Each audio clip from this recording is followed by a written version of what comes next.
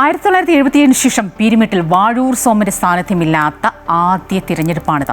MLA ആയിരിക്കെ 2025 August 21 Vazhoor സോമന്റെ ആകസ്മിക വേർപാട്. അദ്ദേഹത്തെക്കുറിച്ചുള്ള ഓർമ്മകൾ പോലും ഈ തിരഞ്ഞെടുപ്പിൽ നിറഞ്ഞു നിൽക്കുകയാണ്. പീരുമേട്ടിലെ മുതിർന്ന CPI നേതാവ്, മുൻ MLA, തോട്ടം തൊഴിലാളികളുടെ പ്രിയ സഖാവ് വാഴൂർ സോമൻ പലതവണ പീരുമേട്ടിൽ നിന്ന് നിയമസഭയിലേക്ക് CPI സ്ഥാനാർത്ഥി ലിസ്റ്റിലുണ്ടായിരുന്നെങ്കിലും ആദ്യമായി മത്സരിച്ചത് 2021 UDFിലെ സിറിയക് തോമസിനെ പരാജയപ്പെടുത്തി നിയമസഭാംഗമായി. എന്നാൽ 2025 ആഗസ്റ്റ് 21 ഹൃദയാഘാതത്തെ തുടർന്ന് വാഴൂർ സോമൻ യാത്രയായി.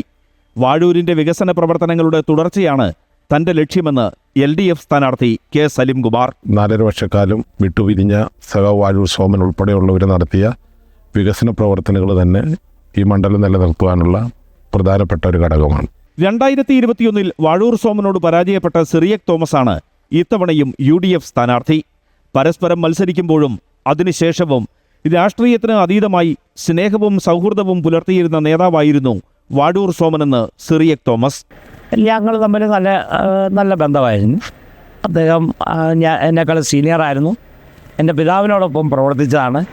അദ്ദേഹം പലപ്പോഴും ഞങ്ങൾ ഒരുമിച്ച് കാണുമ്പോഴൊക്കെ KK തോമസിനോടൊപ്പം പ്രവർത്തിച്ച കാര്യങ്ങളൊക്കെ എന്നോട് പറയാറുണ്ട്. CPI നേതാവും മുൻ MLAയുമായ ES ബിജിമോൾക്ക് വാഴൂർ സോമനെക്കുറിച്ചുള്ള ഓർമ്മകൾ ഏറെയുണ്ട്.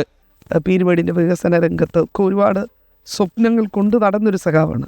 പ്രശ്നങ്ങൾക്കൊക്കെ പരിഹാരം ഉണ്ടാക്കാൻ കഴിയും എന്ന പല യാത്രകളിലും പല സന്ദർഭങ്ങളിലുമൊക്കെ ആവർത്തിച്ച് പറഞ്ഞിരുന്ന ഒരു സഖാവ് വാഴൂർ സോമൻ ഞങ്ങളുടെയൊക്കെ എൻ്റെ ഓർമ്മയിലുണ്ട്. തോട്ടം തൊഴിലാളി സമരങ്ങളിൽ എല്ലാ കാലവും ചേർത്ത് വായിക്കുന്ന പേര്. ലോക്കപ്പ് മർദ്ദനങ്ങൾക്ക് മുമ്പിൽ മുട്ടുമടക്കാത്ത നേതാവ്. മരണം വരെയും തോട്ടം തൊഴിലാളികൾക്കൊപ്പം നിലകൊണ്ട സഖാവ് വാഴൂർ സോമൻ. ഇപ്പോഴും വാഴൂരിൻ്റെ ഓർമ്മകൾ നിറഞ്ഞു നിൽക്കുകയാണ് പീരുമേട്ടിൽ. അമൃത ന്യൂസ്, ഇടുക്കി.